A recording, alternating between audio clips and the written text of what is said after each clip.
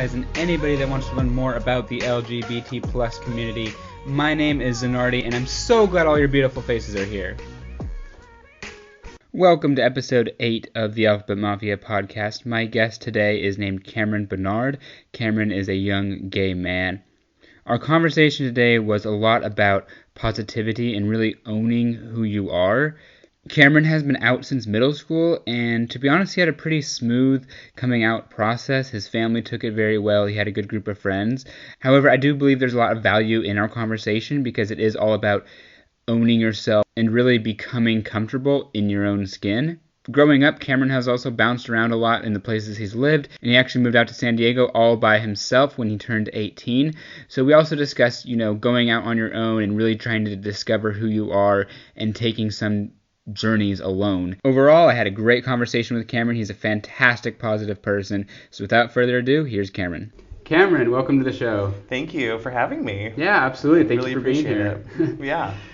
So Cameron, tell me just a little bit about yourself. What do you do? Where are you from? Things like that. Well, I was kind of raised in a lot of different places. Mm-hmm. I was born in Virginia. Okay. Lived there for a very short amount of time after I was born, and then we moved to about 3 different places in Texas. Moved to Illinois, kind of outside Chicago area, and then I moved to New Hampshire.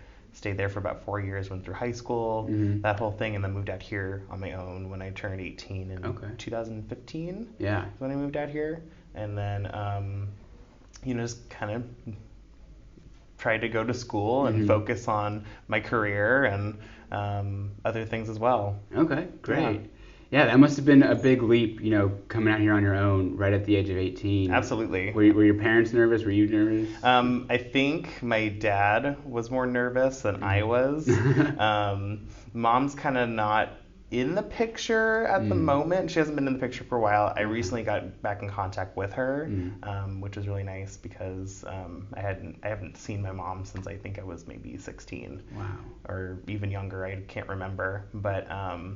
But yeah, Dad was really nervous. Of course, when he dropped me off at the airport, he started bawling and I started crying, and that was hard. It was a hard time to transition from small town New Hampshire into living in downtown San Diego, which is where I was living at the time. And I was going to San Diego City College for cosmetology and trying to also work part-time as much as I could to make ends meet. Yeah. Had student loans to kind of help me with rent. Sure. But yeah, it was tough. It was a tough transition. I could imagine. Well, a lot of homesickness, a lot of where the hell am I gonna get money to pay for food and stuff like that. And a lot of weirdos in downtown San Diego, I gotta tell you, because I didn't have a car, so I was walking a lot. Yeah. It's creepy to walk at night in downtown San Diego, where I had to walk down Broadway at 10 o'clock at night. It's pretty sketchy, pretty scary. I could imagine. Yeah. So I'm glad. It seems that you've adapted pretty well to San Diego, and you seem to be enjoying it out here. So I do. Awesome. I love it out here. Thank God I adapted. Yeah. Thank God I got a car because we're so car dependent here. Right. So definitely needed a car. It's not very public transit friendly. No, and I wish it was. I mean, they're trying to build that big transit system. Yeah. They were trying to do one going from Vegas to LA. But they said that's going to be way in the future. Yeah. And then they said they were going to do one. I don't know. I think it was from San Diego to San Francisco. I think they were trying to do the whole California stretch. The whole coast. Yeah. Which, I mean, that'd be amazing if they had a bullet train that could go all the way through. be in San Fran in 2 hours or an hour. Absolutely. Crazy. I'm okay. I don't think those tickets are cheap, but it'd be nice to be there in an hour and a half. Yeah. Well, so you identify as a gay male, is that correct? Yes. Okay, cool. Tell me a little bit about the origin of that. Figuring yourself in the very beginning, figuring yourself out. When did that really start? When did you start to notice things were a little bit different? It's funny because I didn't really have a coming out because everyone already knew. Okay. It's kind of one of those stories. Yeah. But I kind of realized I was different when it was everyone made it apparent that I was being different. I was that kind of kid who was like, I played with Barbies, I played with Bratz dolls, if anyone remembers those. Yes. I played with, Polly Pocket, like that was my thing. Yeah. And I loved like, all the like girly cartoons, like totally Spies was my show. Okay. Yeah. And so Powerpuff Girls? Powerpuff Girls was my shit. And then I was but I also liked boy things too. I loved playing video games and I liked Power Rangers and stuff like that. But when it came to those specific things, everyone made it apparent like, oh, it's not typical that boys like that sort of thing. Okay. And so that was kind of the start of it. But my parents are all very accepting. They were very much like, yeah, we're going to buy this stuff for you because it's what you like. Yeah. They always kind of knew I was gay from an early age. Okay. I think from around maybe 2 or 3, they were like, yeah, he's probably gay. Reaching for the dolls over the action heroes. Exactly. But I love Star Wars. I still do love Star Wars. So it's like, me too. there are certain things where it's like, I have like a whole mixture of interests. But there was definitely like at a certain point it was apparent. But once I kind of hit middle school, and middle school is no fun for anybody, that's when the experience was like, it changed from like, oh yeah, sort of passive, like, oh whatever, this is what he likes sort of thing, into like, you're different, you're weird. Yeah. This is negative, Growing up before middle school, did you know what being gay was? Did you like understand that? Did you think, oh, maybe I am that? Or was it just you were enjoying yourself, playing with dolls, but not thinking too much about it? I wasn't thinking about the sexual aspect of it. Okay. I was always just thinking about, well, boys don't like this, but I do. Yeah. These guys don't, understand, why I like this. Right. But I was never thinking about the sexual aspect of it until middle school, until of course puberty starts and stuff like that, and you start to gain crushes. And at first I thought that I was straight, and I was like, I had a quote unquote crush with a girl. Can I name names? Yes. Or no? That's up to you. Okay. Yeah. I still know who she is. I think she changed her name, but her name at the time was Eugenia. Okay. And she had like dark brown hair, beautiful blue eyes, this very porcelain skin, freckles, and I was just like, oh, I thought I liked her. Right. Turns out I just really liked her look, like her aesthetic, and just like her hair. Right. Me being a hairstylist, you know what I'm saying? So, at the time I was just, and then I realized I'm like, her personality's shit, so no, I don't really like her. Yeah. And then once it turned over into like 7th grade, that's when I realized I was like, I think I like boys. And for like maybe a week and a half I said I was bi-curious, and then after a week I was like, no, I'm gay. For sure. And then I came out to everybody. Like immediately? So immediately. Very quickly. Yeah, okay. It was, I had very supportive friends, and one of my friends is bisexual, one at the time was bisexual, and, she was kind of afraid to tell her dad, and like her mom kind of knew, but they didn't really talk about it, but me and my dad are very close, and we had a very close relationship, especially after my parents' divorce, and they got divorced when I was like 12. Okay. And so, they were we got closer once that happened. Right. So, I told my dad, I was like, I think I'm gay. And he's just like, okay. I already kind of knew, but all right. Yeah. And so once that happened, I was just like, well, let me just tell everybody. Yeah. I told my brother, and he was just like, okay. I already know. Everyone was just kind of like, I already know. It was super nonchalant. It was very nonchalant, which was such a positive thing for me, especially growing up. I was like, thank God I get to be in an environment where I'm not tormented by this, So it was just something that it makes such a big difference. Right. And I have so many friends that were like, I didn't have that experience. I didn't have like positivity in my life. I don't talk to my family anymore, sort of thing. But no, I'm very close to my dad, still very close. I just talked to him yesterday. So, it's one of those experiences that I truly cherish, because the home experience, which is super positive, kind of outweighed the negative experience I was experiencing at school. Were you experiencing bullies? I was experiencing a lot of bullying. A lot of bullying when I came out. Okay. It came with a lot of pushback, but it came from just like this select group of people. Right, because you had your supportive friends. A lot of supportive friends, actually. Okay. Yeah, this whole group of Black and Latina girls. They were all just like, we love you, Cameron. Oh my God. That's incredible. They always had my back. Yeah. You know, so and I had two really close friends, and they always had my back, so they always knew it was great for me. They introduced my friend actually introduced me to Drag Race. At the time was season 3. Yeah. And I was just like, who are these beautiful women? Yeah. And she's just like, those aren't women. Gotta tell you. Right. They're not women. It's drag. And so that actually kind of got me into drag. Okay. And so you're a drag queen? I am. Nice. And so I kind of got into drag via, the early seasons of Drag Race. Yeah. She put me in some makeup, my friend. Shout out to Quamisha.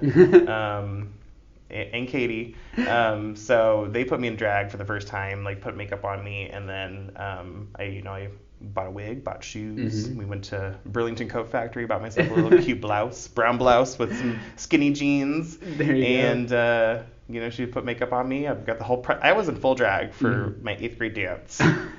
Which didn't come with any pushback, surprisingly. That is awesome. And the principal saw me. He's like, "Hi, Cameron." Just very, "Hi, how's it going?" And then at the dance, I was expecting a lot of people to be like, "Oh my God, he's in drag." Nope, didn't get any of that. So you said you were like small town New Hampshire is where you grew up. So at the time, that was Illinois. Okay, this was okay. Which is still a pretty small town. It's like suburban Illinois. And it was public school? Public school. How big was the classes? Classes, I would say maybe like, I'm trying to think, maybe 15? Okay. Pretty small. Yeah. 15, 20. In the mid 2000 or 2010, we're talking. This was like around, I would say 2000. Yeah, maybe 2011, 2012, maybe. Yeah. Wow, that's incredible that there was, that kind of acceptance. Yeah. Well, this is like early Obama days, what I'm saying? So. But it was still before marriage equality. And, definitely. The whole legality of it on a national scale. So that's pretty amazing. Going to the 8th grade dance in full drag went against my father's wishes, even though he's very accepting.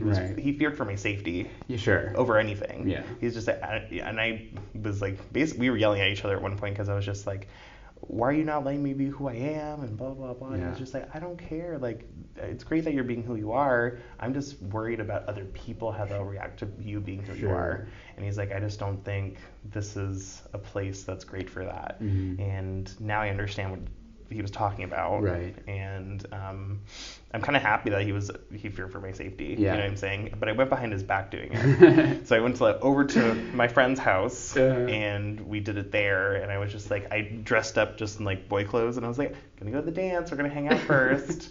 And he's like, okay, I already know what you're gonna do. And so I went to the 8th grade dance and I got yelled at that night. Oh my God, yeah. You come home and he's like, why'd you do that? Yeah. Well, it definitely makes sense from a father standpoint and out of love. He just is looking out for you. Absolutely. In that moment. And, it wasn't anything homophobic or anything Absolutely like that. not. And that's what I was thinking it was at first. Of course, my middle school mind, I was just like, how dare you not let me be who I am.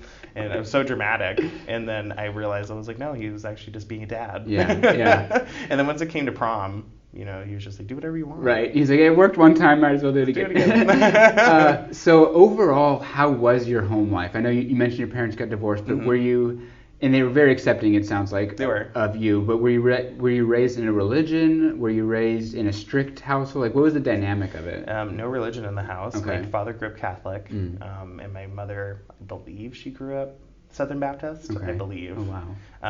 But both of them very non-religious. Okay. Yeah.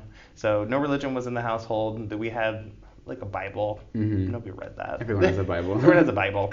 But no religion. Yeah. Which was nice because when I talked to my dad about it years later, I was just like, why weren't we raised with a religion? Because people kind of look at me kind of, they give me a little bit of a look when they say I wasn't really raised in a religion. Right.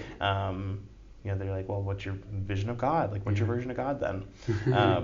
But he was just like, well, I grew up with Catholicism, and he's like, he figured, in short, he's just like, it was bullshit, and he's just like, I don't want my kids to have to go through a religion that I push on them. I want them to make their own decisions for themselves. Sure. And I was just like, kudos to you, Dad, because now I kind of make my own decisions. I have my own thought process about religion or lack thereof, Mm-hmm. you know. Yeah. Okay, great. So overall, your house is pretty progressive, you'd say, and just I would say pretty accepting. progressive for the time. Yeah. Good. I mean, even my mom, she was just like, I know. She's Yeah. like, a mother knows that her son's gay. She gets it. So, and now like I said, I was just talking to her. She's like, your purses need to be on point. You need good makeup for your drag. And she's just like, Oh I my want to hook God. you up. So Wow. I'm just like, thanks, Mom. Love that. But yeah, relatively good. But I would say my brother's experience was a lot different because my brother's not gay. Is he older or younger? He's older. Just He's older, okay. 4 years older. Everyone thought we were twins actually for a moment because he was like average height for his age group, and I was a lot taller. Okay. I'm sure you could tell I'm like 6'2", you Huge. know, huge guy. And I was big as a kid then too. Yeah. So I think in my kindergarten class he stood about like a solid inch over everybody else. Oh wow. So, huge kid. And I was like, am I ever gonna stop growing? But for him, it was like an experience of, especially with my mom, a lot of verbal abuse and a lot of like kind of mental abuse. Not as much physical. There was no beating or anything like that, Sure. but it was a lot of like berating and just like at certain points, I remember for hours, like it was like solid 2 hours, she would just have my brother stand in the doorway of her bedroom, and she would just like berate him for hours. Oh my God. Just tearing him down. Yeah. And so, you know, for him, that really was like it shook him with his confidence. Yeah. And, you know, he was very quiet, very reserved, very to himself for a long time, read a lot of books, and just like was just to himself a lot. And me and him were so different that I think for him it was like, why does Cameron get to be sort of this poster child of like what my parents' expectations were? Yeah. And, you know, I'm the older brother. I'm supposed to be the one who has that. You know what I'm saying? So it was a whole thing about that. But he's gotten through it now. His confidence, his levels up. But we're just so different. Right. So what? How did he react to you coming out? Like, did he take out that? Like, how did he act towards you? Did it change at all? So no, it was still very nonchalant. He always kind of knew. Right. You know, he was the one who sometimes would play with my Barbies with me. Yeah. Out of his own like, ugh, I don't want to do this. But no, he was as brothers we disagreed so much. We fought so much. Yeah. And not even just because I was gay at all. I had nothing to do with that. It was just like our personalities just clashed. Right. And I'm just like, when you live with someone enough, you just kind of are like, oh my God, can you just stop? Yeah. And at a certain point, everything my brother did annoyed me. And I was just like the way he talked, what he did, what he ate, like I'm just like, everything annoyed me. I'm just like, so when I was a teenager, I was out of the house a lot. Right. When I was in high school, I hung out with like two of my best friends. Shout out to Devin and Raven. And yeah, they were like my two close friends, lived down the street from me, and they were kind of like my second home, away from home, because I was annoyed with my brother half the time. Right. And then when my brother went off to college, that's when I was just like, yes, freedom. Coming back home. Yeah, and it was for a couple of years, it was just me and my dad. You know, it was just me and him, so that's how we connected even more. Like we just have a very strong bond, me and my dad. Yeah. So That's great. Talk to me about the bullying that you did experience, though. In middle school? In middle school, and I didn't really go into that. So there was just this one particular group of boys, and most of the boys in general, here and there. They just kind of like, I don't know, what would they do? I mean, they would just, you know, call you names. And, right. You know, of course, the typical faggot, yeah. you know, yeah. fag, you know. It was just, it was a lot of like inconsistency because, you know, from one end I would get like this negativity, like, you know, calling me names. Nothing ever physical because I was always bigger than them. Sure. So it was always verbal, very like side shady comments here and there. People who will like bring it up, or people not even just bring up me being gay, but for my size, because I'm a bigger guy and I was a bigger kid, and so I've just always been bigger, and so that was something that they also targeted too. Yeah. And the fact that I was effeminate, and the fact that I was black, you know, all these just different found things. all the things that they could. Yeah, exactly. All the little nitpicky things, even though I'm just like, y'all aren't perfect neither. You know? Right. So there was that, and then on the other side, there was, like I said, this big group of girls that had my back. Yeah. And especially after I did a couple talent shows at the school, I kind of gained a fan base. Oh my god. In a sense. And with fans comes haters. You know what I'm saying? Exactly. And with the positivity I got at home, my dad just saying, like, if they ever do anything, you just knock them out. Yeah. Or if they say anything, ignore them. Just be the bigger person. And so that's how I kind of basically came through adversity. You know, being the bigger person. Was being the bigger person, physically and mentally. Yeah.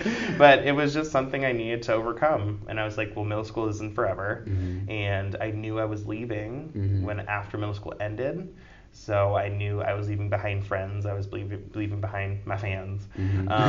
But I needed to go. I needed to start over. Yeah. In a smaller town, but in a town that was a little bit actually more accepting. Yeah. You know, even though it is smaller, New Hampshire is actually very progressive. Yeah. Even back then, but we moved there in 2011. Still very progressive. So I, had a total 180 experience, and once I stepped into that high school for the first time, it was very much like people didn't know who I was, but I was like, you know what, I'm gay, take it or leave it. Yeah. And most people took it, some people left it. Good. And I was just like, okay, I don't need to deal with y'all, whoever left it. Right. I'm just like, hi, my name's Cameron, I'm gay. Is Yeah. that cool with you? Okay. And so I just made it clear that I'm just like, I'm not about to deal with your bullshit if you're not into this. Sure.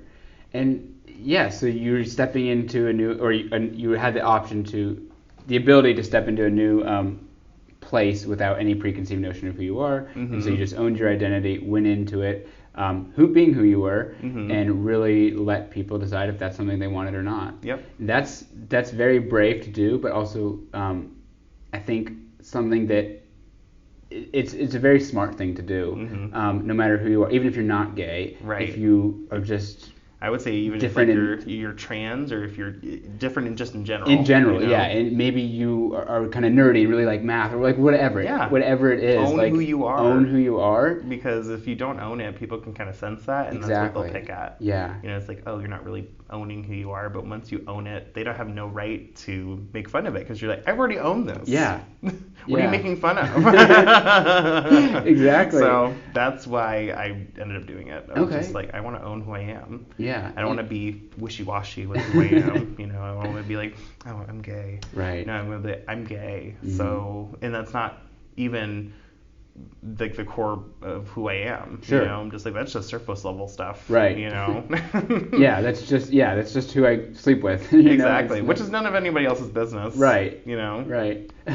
So how was your high school experience? Overall great. Yeah. Good. There was some ignorance, but it was so like, you know what, we're done. It's like it was so glossed over, but it was more ignorance in the sense of like I was in such a small town and people were more ignorant about I guess about race, and so, or they were just very what's the word? It's not like they mean any ill will, but it's like stereotype or stigma. Well, it was just very much like they're just ignorant and they don't realize that they're being ignorant. Okay. Like you're just like, you don't realize like how stupid you sound right now. A lot of questions about hair, and a lot of questions about. I remember this one question. This girl just came up to me, and I could count on my fingers how many black kids were in my school when I started. But once I left, there was so much more. The diversity was starting to come into the town, but I can count on like two hands how many people, including myself, are black. Wow. And I'm only half, so I'm just like, I only count for half. Yeah. But there was a girl that came up to me at lunch, and I was just sitting with my friend. She was like, hi, Cameron, I have a question for you.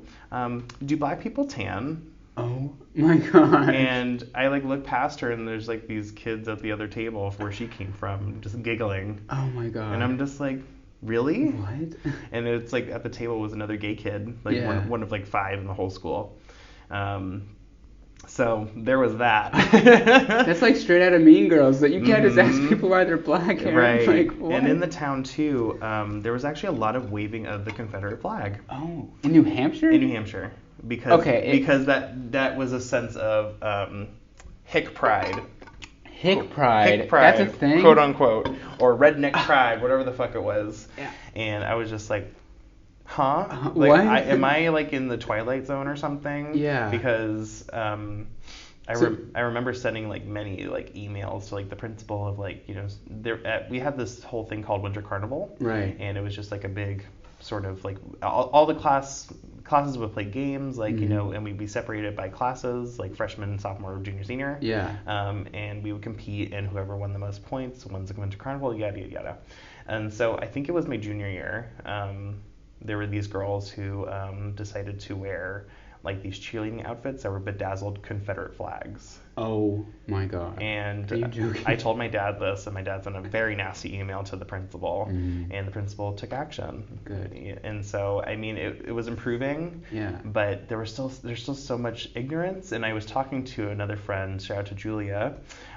She lives in Massachusetts now, but you know, at the time, like, I think she was saying even still, there's still, like, people waving the Confederate flag. In New Hampshire. In New Hampshire. Get the fuck out. That's like... In their big old trucks. That's like as northern as it can be, right? Like, absolutely. And I'm like, well, we won the war. Yeah. We don't wave it over here. So... Like, that's what blows my mind, is that, like, the Confederate flag, it's the biggest participation trophy that you could, you know, celebrate. Like, right. All the negative, you know, slave connotations right. aside, like you're at the end, like you're waving the second place flag. Yep. Like why would you want to be second place? Right. You know? And it's just so, to me, it's still stupid because I'm just like, really? Yeah. I don't know. I'm like, your ancestors fought against them. Right. Fought against this flag. Like you realize it was a war against America, like the United States. The United States. That's what we are. They seceded, and they wanted to be their own separate country. Yeah. And I'm just like, and we won the war, and it was a war about slavery, whether you like to accept that or not, whether you want to say it's state rights, right. State rights to have slaves. Mm-hmm. And so it just killed me. It killed me the whole time I was there, and I just bit my tongue, you know. But so that was probably, this is something more that you had to deal, that you felt that you had to deal with than the whole gay thing. Like it seems like that was your bigger hurdle or obstacle. Mm-hmm. Definitely. Okay. I mean, I remember one day too, I was walking with a friend of mine to my car, which was at the local church because it was like kind of overflow parking. Yeah. While we were walking there, somebody drove past us, and like I almost got like a water bottle thrown at my head from out of the car. I don't know who it was, and I don't know what it was about, but I almost got hit with a full water bottle. Jeez. And I looked at the water bottle, and it was like frozen, like it was like solid ice. So I could have like been knocked out. Yeah, that could have cut your skull. I was just like, I don't know what that was all about. Still don't know what that was about. Jeez. But it's always in the back of my mind. I'm just like, who was that, and why did they do that? Yeah. You know, but. For the most of my high school experience, very positive. Okay. But I knew I just wanted to get the hell out of there. Yeah. Because I was like, this is too small town, too ignorant for me. But I think it's better now. Good. I think because, like I said, more diversity came in. And by the time I was a senior, I couldn't count on two hands how many black kids were at the school anymore. I could count on maybe 4. Yeah. But it's nice that it was coming through a little bit more, and people stopped asking stupid fucking questions. Those stupid fucking questions. It was just insanity how many stupid questions I received, and I'm just like, really, guys? Like, you can Google this. You don't have to ask me about this. And I kept saying I'm not the representative for all black people. Right. Just to let you know that right now. You know. And I mean, there was a girl.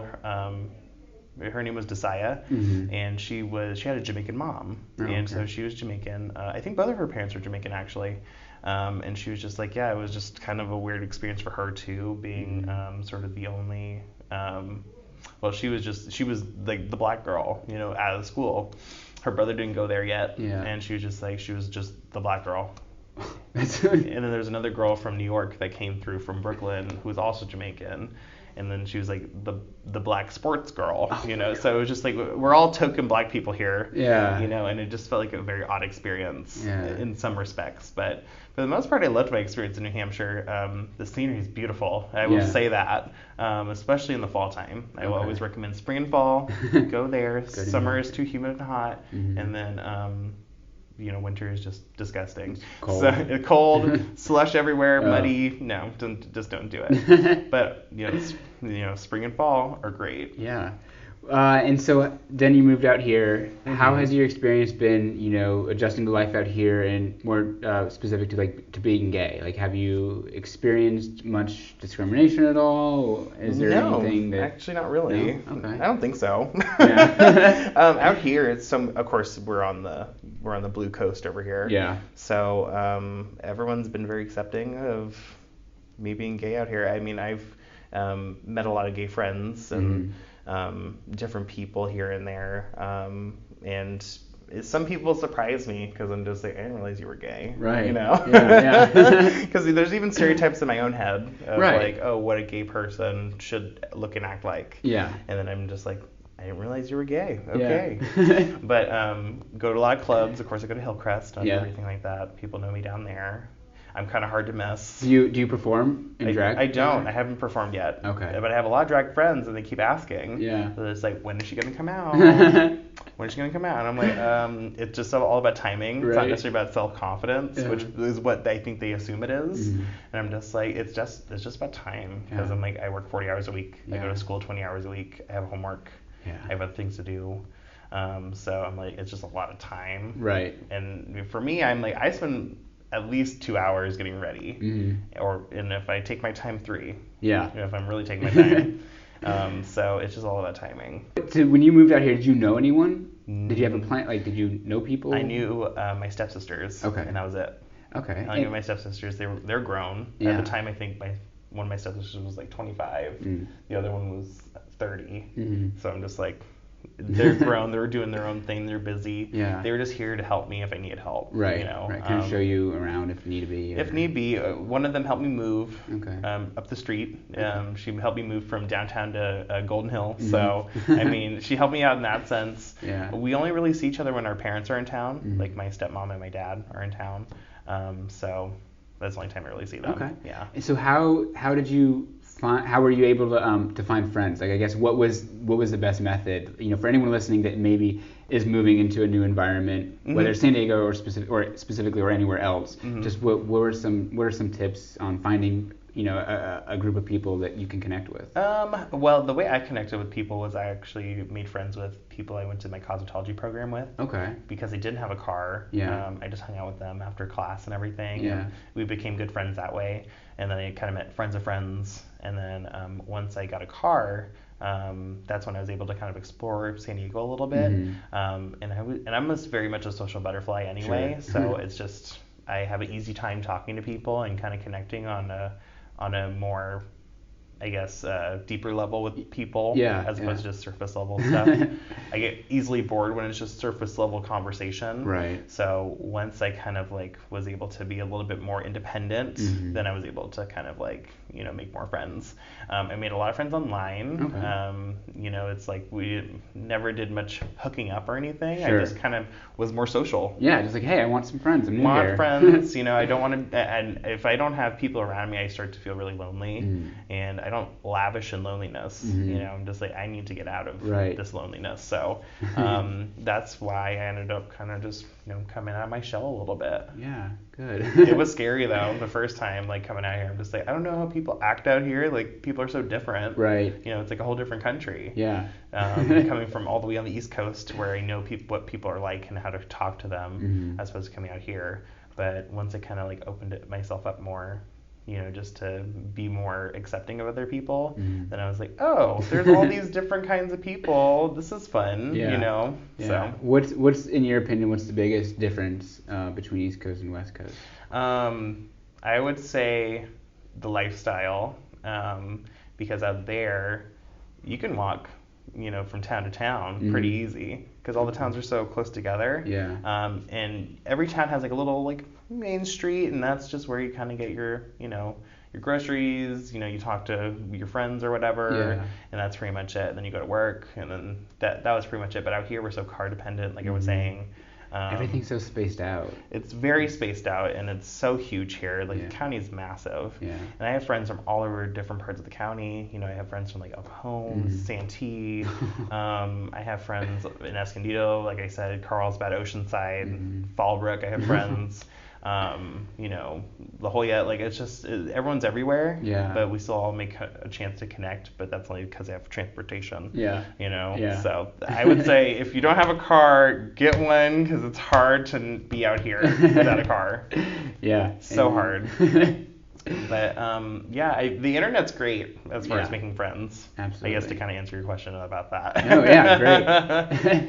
Well, I guess to wrap it up, kind of, do you have any just advice in general, or any little bit tidbits of information that you would want to share with anyone who is maybe struggling with their identity, maybe they are moving to a new school like you've experienced, just something that you would tell someone if they were listening? I actually have been recently hearing a lot more from other people, as well as like from what I've been reading, because I read a lot. Yeah.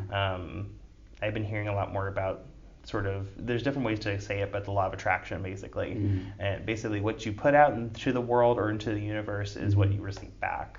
And if you really truly want something, verbalize it and believe in it yourself, and then it will happen. Yeah. You know, it's something that's like, you know, just, you know, if you want more money, if you want better friends, if you want better connections in your life, if you want more opportunities at work, or like anything, you got to verbalize it. Yeah. And you got to truly believe in it yourself, and also work for it. Yeah. You know, it's like life doesn't come so easy for people who just sit around and wish for things. Right. You got to wish for it and also work for it too. So that would probably be my best advice for somebody listening. As far as like experiences, there's so much triumph through adversity, and you know, the triumph is so much sweeter when you go through adversity. Yeah. So to look at other people saying like, oh, they have such an easy life, like I wish I had that, or they have such an easy life.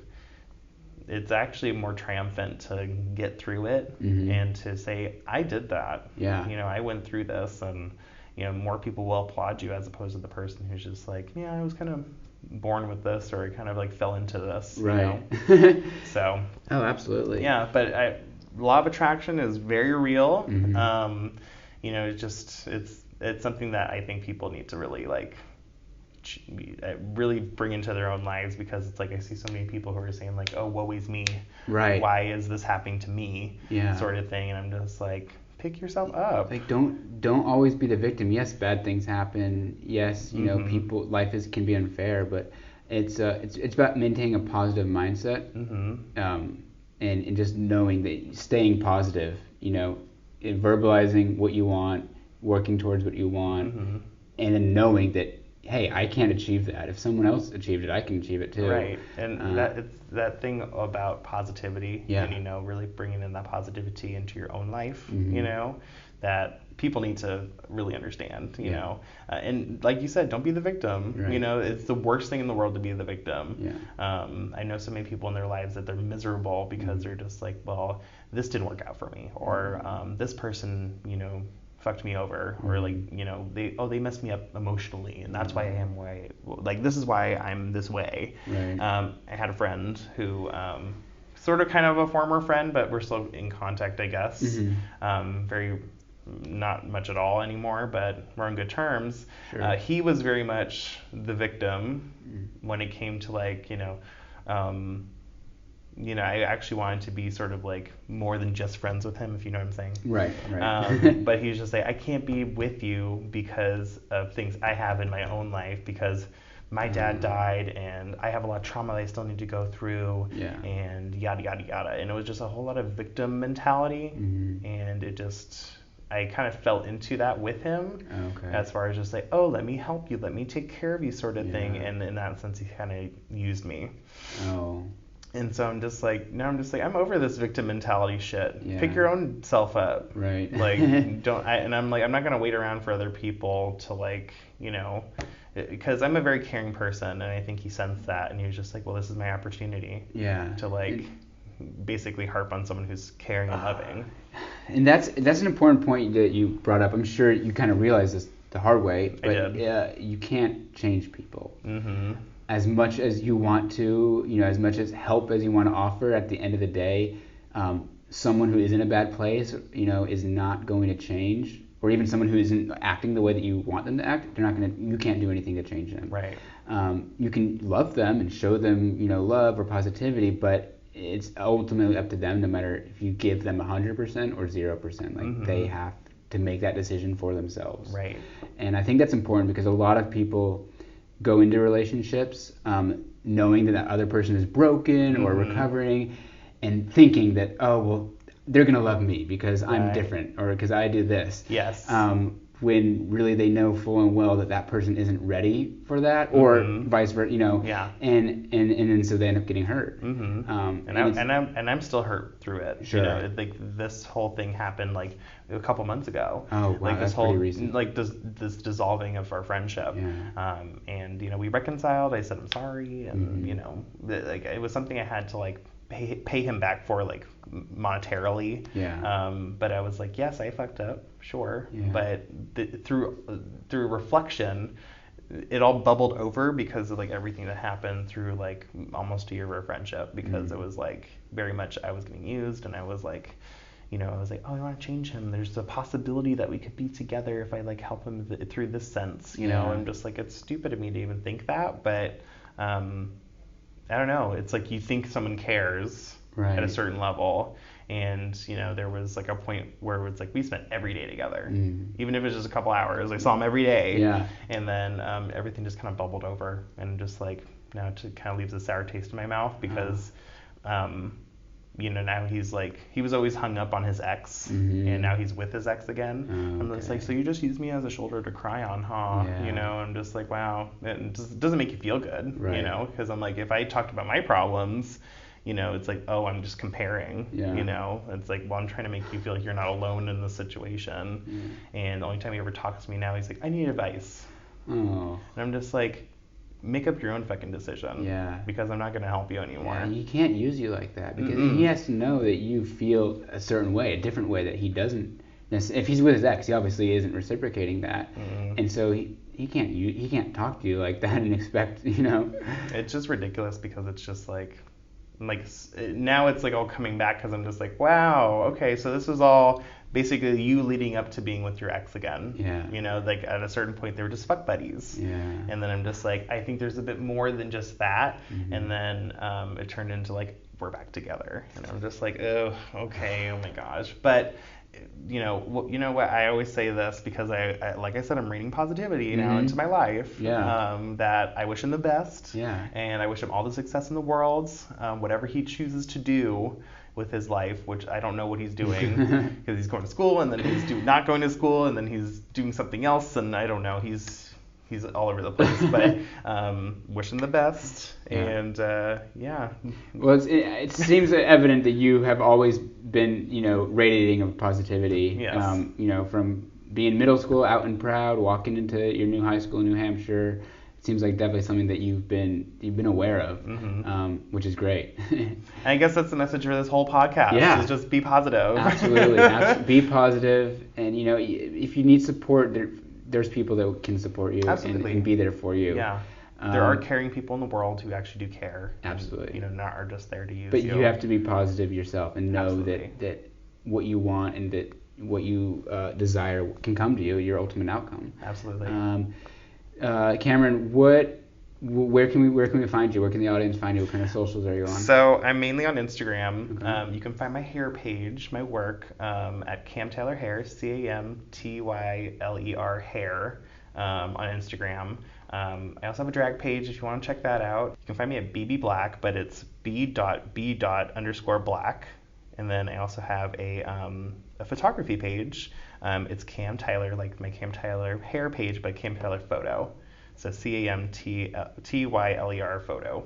And that's where you can find me. Perfect. Well, Cameron, thank you for coming on. Thank you so much for having me. It was so cool to be on here. Thank you all for tuning in. You guys are amazing. I really appreciate you all listening and for your support. As a reminder, you can find us at www.thealphabetmafia.com. If you want to be featured on the blog, go ahead and email us at podcast@thealphabetmafia.com. Remember, you are not alone. For anyone out there that is struggling, that doesn't feel like anyone cares, that might feel alone, remember, you are not alone. You are the hero. You are loved. You are valid. And if you are in need of serious help, please please check out thetrevorproject.org or give them a call at 1-866-488-7386. Again, remember, you are loved, and I want you to know that no matter what. Thank you all for tuning in to the show. Have a beautiful morning, evening, whatever it is. Good night.